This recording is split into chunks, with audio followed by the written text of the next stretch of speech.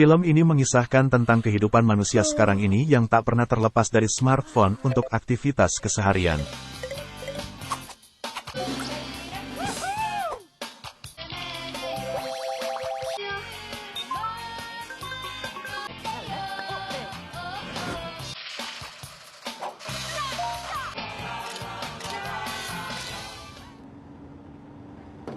Berawal dari kisah seorang gadis yang tertidur di bis saat tengah perjalanan pulangnya. Tak sadar bahwa ponselnya telah terjatuh dan ditemukan oleh orang lain.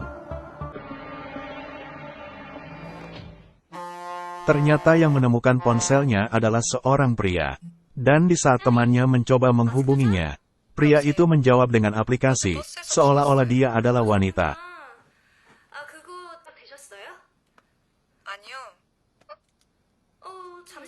밖에서 잤는데 당연히 쓰시지. 버스를 타긴 탄 것 같은데. 왜 뭐가 뭐 없어졌어? Pria itu dihubungi oleh sang pemilik ponsel. Dengan cara yang sama ia menjawab panggilan tersebut. Dan mereka membuat janji untuk bertemu di sebuah kafe.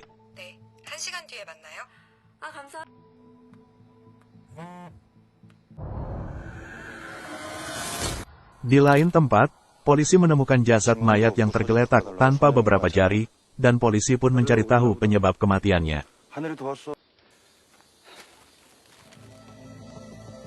Di saat wanita ini sedang bekerja bersama ayahnya di sebuah kafe, dia dihubungi oleh orang yang menemukan ponselnya. Ingin bertemu namun di tempat reparasi.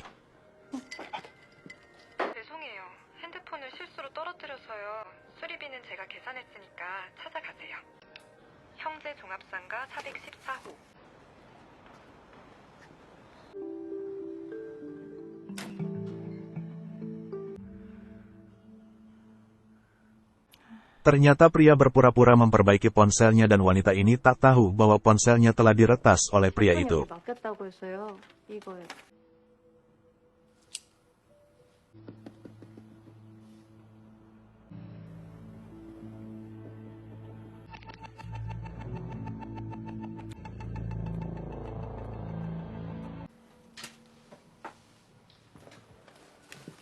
어서 오세요. 안녕하세요. Pria itu datang menjumpainya, dan ingin memesan minuman, mencoba menjalin relasi dengannya, berpura basa-basi terkait menu minuman tersebut.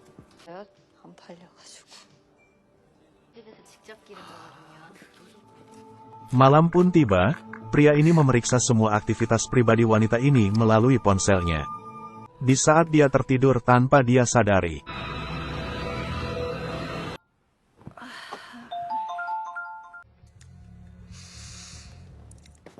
Di esok harinya datang lagi pria ini ke kafe untuk memesan minuman yang sama seperti kemarinnya, dan dilayani oleh ayahnya Nami. Seperti biasanya, dia selalu berpura-pura mencoba berbagai cara untuk mendekatkan diri dengan Nami. Selaku sosok ayah yang baik, pasti mengawasi anaknya dan dia mulai ada rasa curiga terhadap perilaku pria itu yang selalu ingin mendekatkan diri dengan anak gadisnya.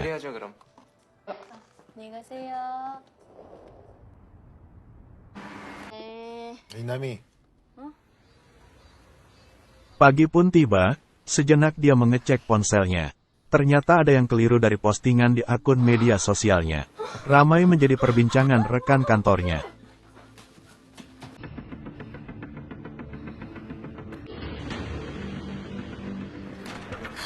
Setibanya di kantor, dia berusaha meyakinkan rekan-rekan kerjanya bahwa akunnya telah diretas, namun mereka tidak percaya. 미리 정리해놨어요. 아니에요. 지금 제가 바로 경찰에 신고할... Bosnya semakin kesal karena proyek utama dibatalkan akibat postingannya. Saking kesal dan kecewa kepadanya, dia pun dorong keluar secara paksa oleh bosnya.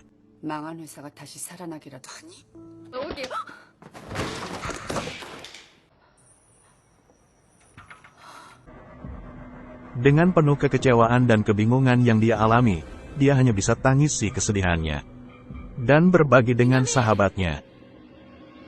어떻게 된 거야? 여기서 왜 이러고 있어? Mereka melaporkan peristiwa ini ke kantor polisi, berharap untuk bisa temukan pelakunya, namun tak ada bukti yang bisa menjadi bahan laporan. 여기 증거나 범인을 잡으니까. 그러니까요.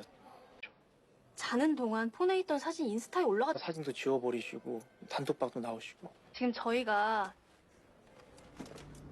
Dia menghubungi ayahnya, namun beliau telah ditawan dan diikat oleh pria itu.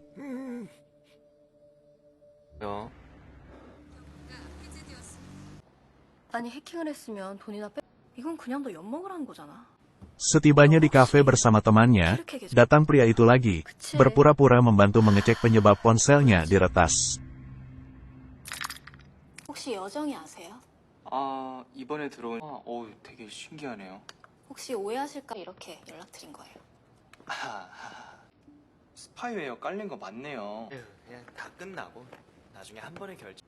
혹시 뭐 다른 얘기 하시려거나 그런 건 뭐야? 아, 그러는 거라서 오해하지 마시고요. 제가 솔직하게 말씀드릴게요.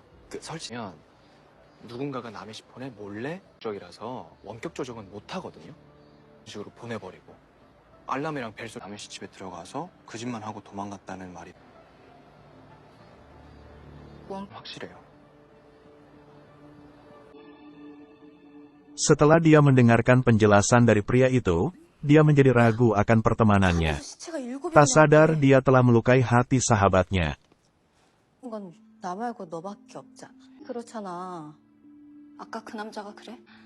그 인간 진짜 이상하네. 전화 좀 다시 해봐. 다시. 그럼 믿을게. 그러니까 네가 나를 의심해? 그냥 아니라고 그래. 그래 내 건데 경찰에 넘기게?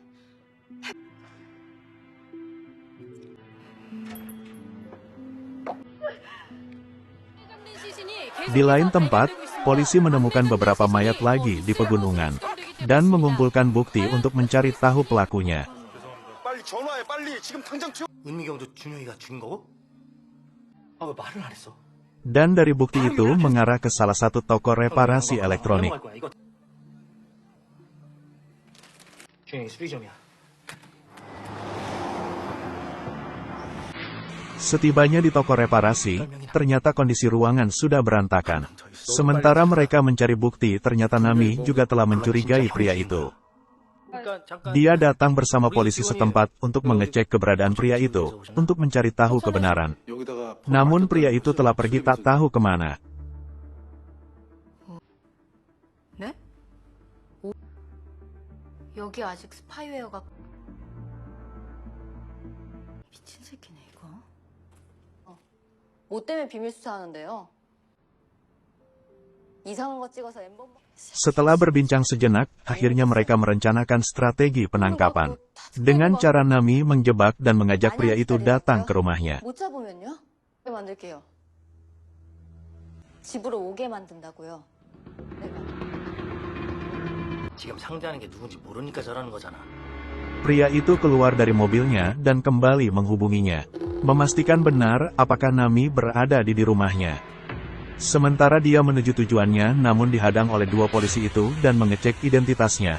Dia saling memberikan alasan untuk meyakinkan polisi tersebut.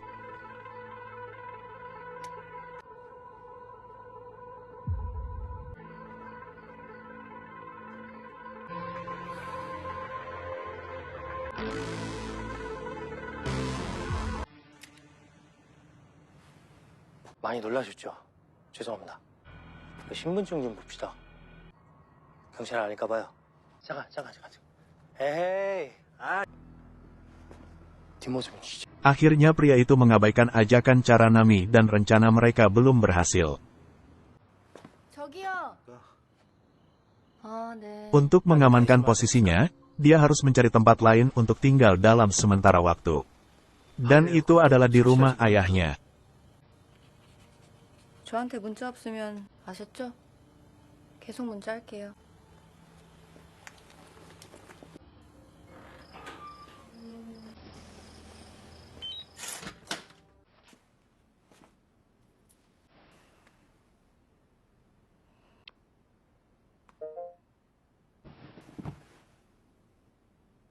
새끼가 이제 대놓고. Dia mencoba menghubungi ponsel ayahnya.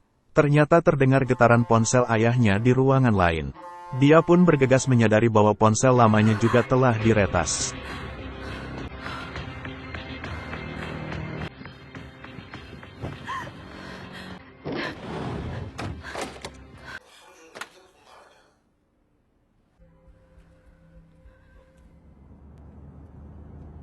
하고 싶은 거야. Mereka berdua pun bertemu. Sesuai rencana pria itu.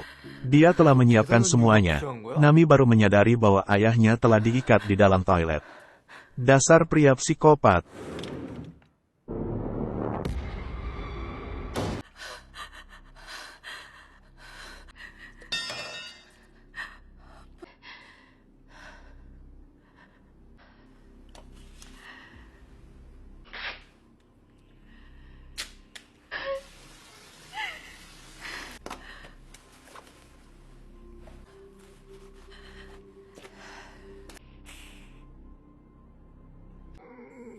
보기 좋네.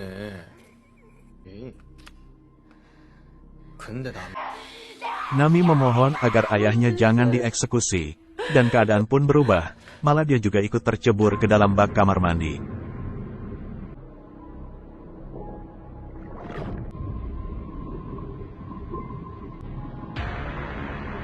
Sungguh menikmati proses, psikopat ini dia tak menyadari bahwa polisi telah mengepungnya di rumah ini.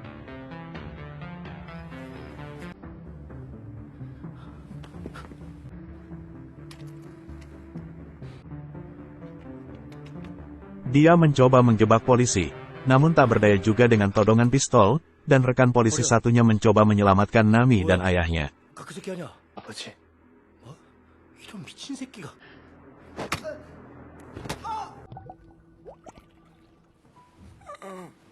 준영이 죽은. 아빠 아들 준영이 나란히. Pria psikopat itu diberikan pelajaran yang bermakna oleh detektif. Sementara proses demi proses, Nami menuju pria psikopat itu dan terjadi letusan senjata api.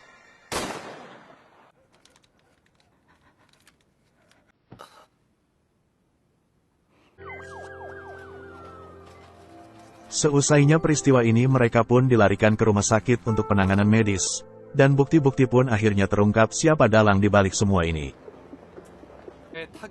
한편 경찰은 범인이 출세폰이 필수가 되어버린 이 시대를 살고 있는 우리 모두의 Demikian alur cerita film ini. Terima kasih telah bergabung di channel Sahabat Ampa-Ampa. Jangan lupa like, komen, dan subscribe guna mengembangkan channel ini ke depan.